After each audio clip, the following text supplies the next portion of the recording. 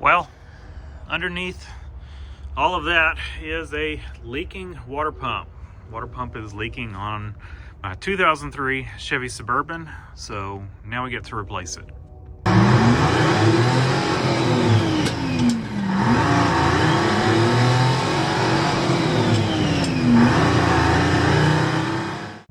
So a couple weeks ago, had a coolant leak, and I looked and saw the tank on the radiator was leaking down there. So replaced the radiator, and a couple days later started noticing it leaking again, and I thought, well, maybe, you know, a hose is leaking, or I was like, defective radiator. But it's actually the water pump. So which is kind of crazy because I do not think it was leaking while the radiator was leaking. I think maybe what happened is it was getting it was on its way out, but with the radiator leaking, the system probably was not building up pressure. And once we replaced the radiator, of course, now we're building up pressure again in the cooling system, and I think that was just too much for the already failing water pump, which then decided to leak. That's my theory. So we're gonna need to dig into this. I replaced this water pump 7 years ago. It's a CarQuest. I don't know how many miles it's got on it, but 7 years. So it's been on here a while, but you know, it sure didn't last as long as the OEM one did. But first things we're gonna do is drain the coolant. And on this aftermarket radiator, I do have a coolant drain right down there, so that's gonna be convenient. My original radiator did not, so if yours does not, you can choose where you want to drain it. If you're looking to do the least amount of undoing, you could probably just undo it right there on that lower radiator hose, because you're gonna have to take that hose off anyway. If you want to get the coolant drained down even more than that, I mean, I guess you could tilt that hose down and drain it more, but you could undo it where that hose meets the radiator. But if you're trying to do the simplest, just undo this radiator hose right there, because it's got to come off anyway. Just have you a pan underneath, catch all that coolant. But I think I'm gonna, since I just put fresh coolant in this thing, we're gonna undo this drain plug and drain it there. I put all new coolant in it when I did the radiator, so I kind of want to try to save this stuff. If yours hasn't been changed, of course, you know, catch it in something and recycle it. But I don't really want mine. There's a lot of stuff for it to run down and kind of get dirty, so we're not gonna do that there. We're gonna do it over here, and once that's done, I'm gonna pull this intake off. There's actually 6 bolts, if I remember right, that hold the water pump itself onto the block. This job for me will be a little bit easier than when I did it 7 years ago. 7 years ago, I had not put electric fans on here. So if you're doing this actually on a 2003 or older, you will have to deal with the fan shroud. And from what I recall, there's, I think, 2 bolts that hold the top of the fan shroud on, and some of those push fasteners on the side. And if you take those push fasteners and the 2 bolts off, you can pull the top half of the shroud off. Of course, after you get your intake tube off and your upper radiator hose, and then you're gonna have to undo the fan and take it off. And then the other steps of this will be similar to what I'm doing here. So you just have a fan and a fan shroud to deal with, which I do not have anymore. So the other thing that is attached to the water pump is the tensioner. So you're gonna have to take that off. I think the idler can stay on here. I think I pulled it off last time I did this, but I don't think you actually have to. It might make it easier to get to some of the water pump bolts, but I don't think it looks like it's attached to the alternator bracket.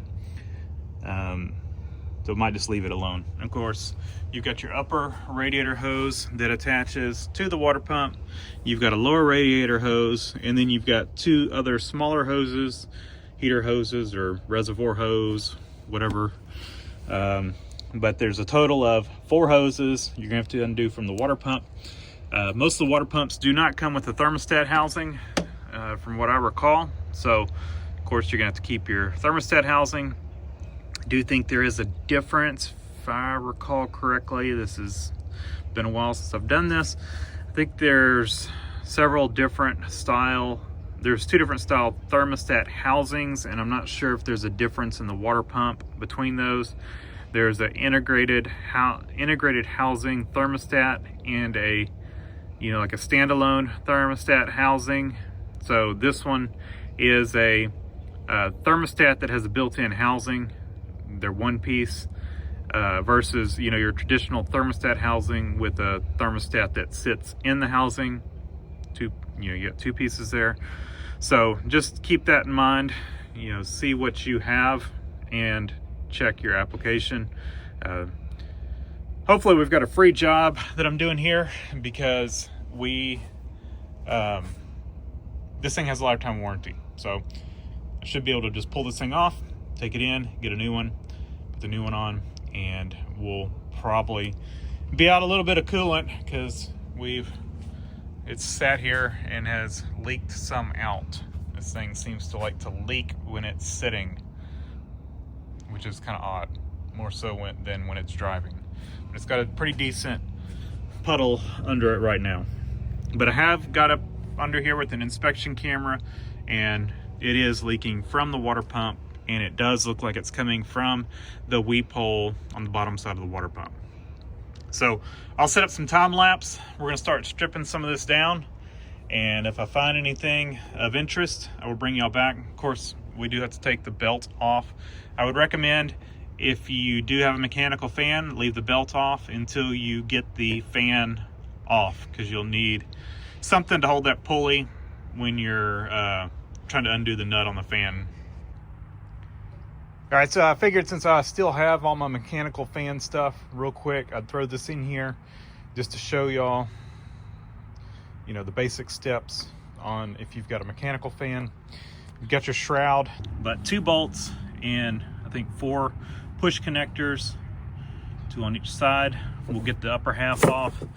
Gives you good access to the fan. I've got my old fan and an old water pump sitting here, and it threads on to the end of the water pump. And I just use, it's not reverse threads or anything.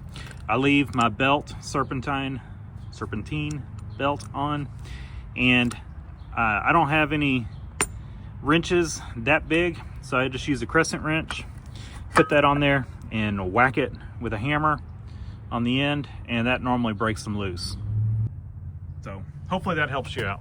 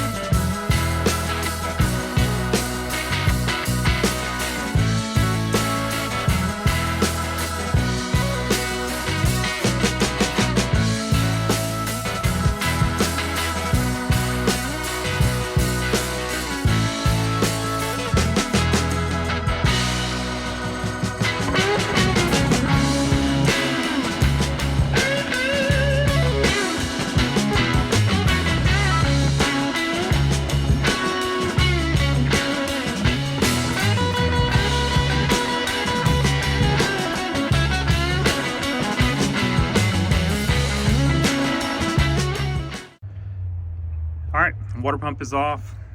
The idler pulley was able to stay on there. Of course, tensioner had to come off. 3 hoses there, and then the top hose, and those 3 bolts, and there's 3 bolts over there.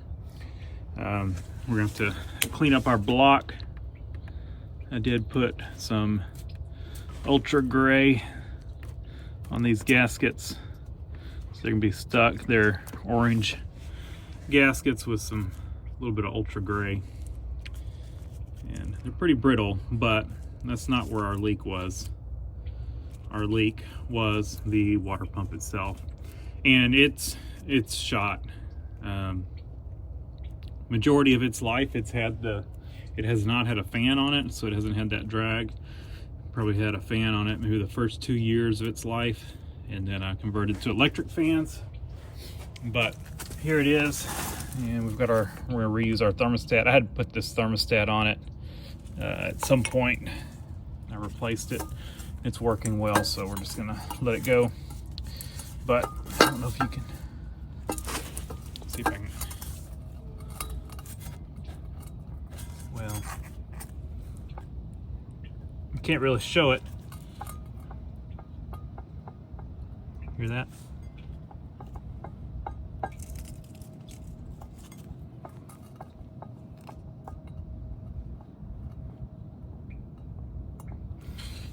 It's got slop. Bearings are shot in it. So the bearings got worn, and then of course once they got sloppy, the seal can't necessarily seal. Maybe that's why it's leaking when it's off. As it's spinning, it's kind of can center itself maybe a little better, and the seal works better. But when it's sitting and it's got the belt load pulling it a certain direction, you know, it's cocking it over a little bit and it's not sealing. I don't know. All our bolts are the same length for the water pump itself. Of course, thermostat bolts are different. We will clean these up. I recommend putting some anti-seize on them. If I recall correctly, none of them go into the cooling system, so you don't need thread sealer. But since they go through this aluminum water pump, just a good idea to put some anti-seize on them so they don't seize up in the water pump. Let me get y'all in here because y'all can see better than me. After some scrapers and wire brush on my drill, it kind of made a little mess of the gasket. Places I couldn't scrape, I can get in there. It's just not much room in here to get a scraper. And I got most of it off the scraper and then had to use the wire brush on the drill. Could use a little wiping down, but overall we've got our gasket off. We'll just wipe it with a clean rag and some brake cleaner before we put our gasket on, and same thing over here. So yeah, let me throw the water pump in the Lincoln and go exchange it and get our new one. All right, back from Advanced Auto Part. It's got a new CarQuest water pump. Like I said, it's lifetime warranty. So I'm gonna put the thermostat on real quick. It came with a new thermostat gasket. I say gasket, it's an O-ring. So we'll use that. And then I've got some Right Stuff. I'm gonna put just a very thin coat of Right Stuff on each side of the gasket, not on the thermostat. Thermostat's gonna go on dry. We've got a good machine surface here and a new O-ring. So we should not need anything here. But on the gasket, at least on the, like I said, I'll probably do it on both sides, but technically probably wouldn't need it on the water pump side because we've got a good surface there. The block side, it's pretty good, but it's not perfect. So I'd feel better with just a thin coat of Right Stuff.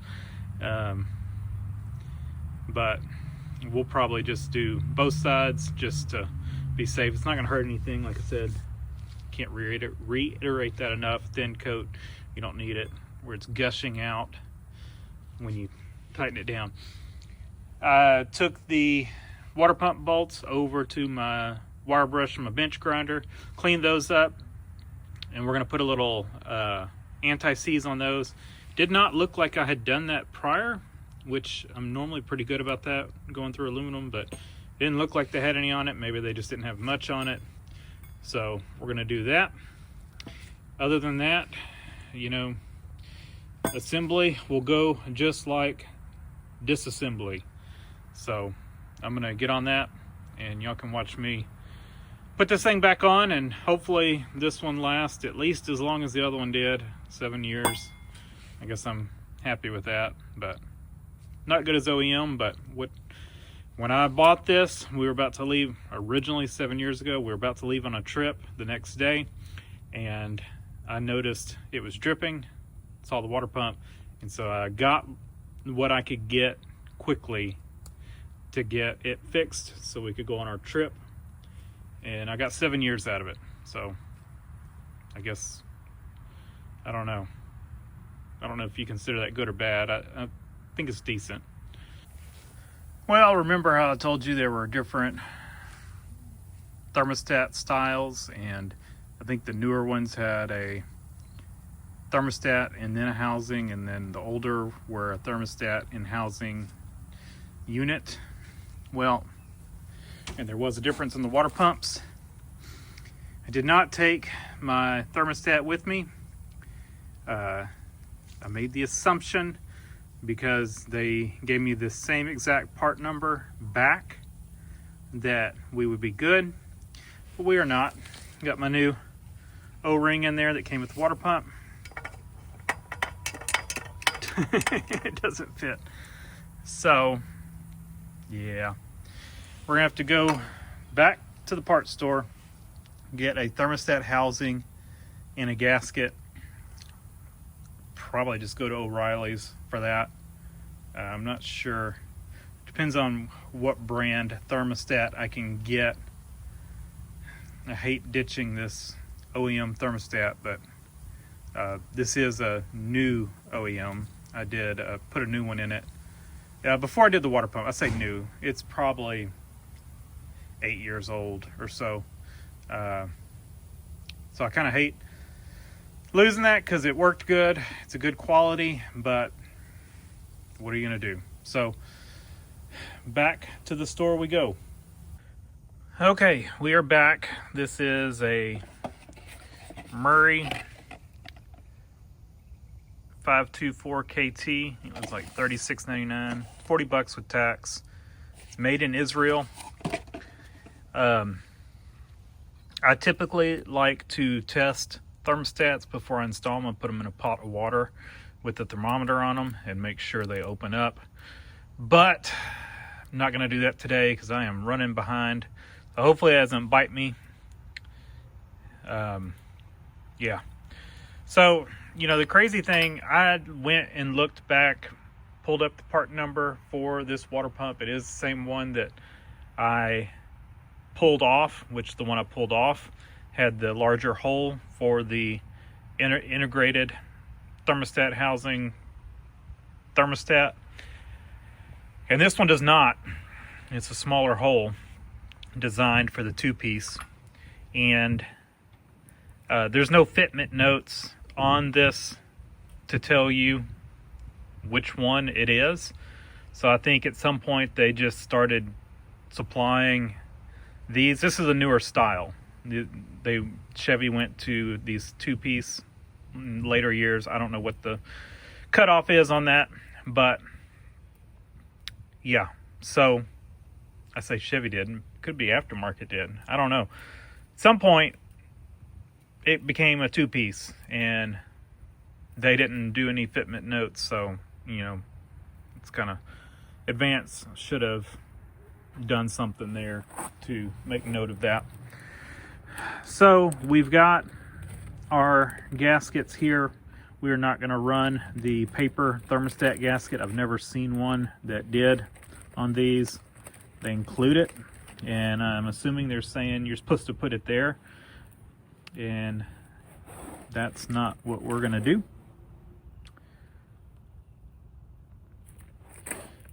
Because this is what's designed to seal on these. It is keyed. That little notch goes right there, and always put these in dry. But yeah, your seal on these is this rubber right here. And you do not use a paper gasket. That is what's supposed to do the sealing. So we're going to throw our bolts in there, and we should be good to go. As you notice it, that rubber holds it out, and this seats down in there.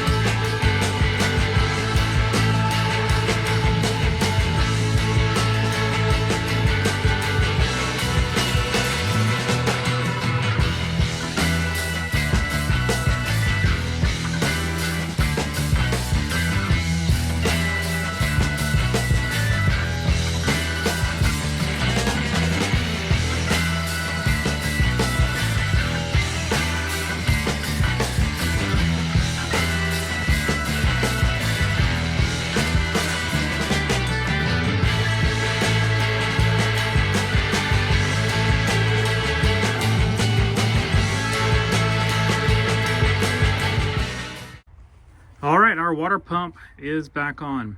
So not too bad of a job.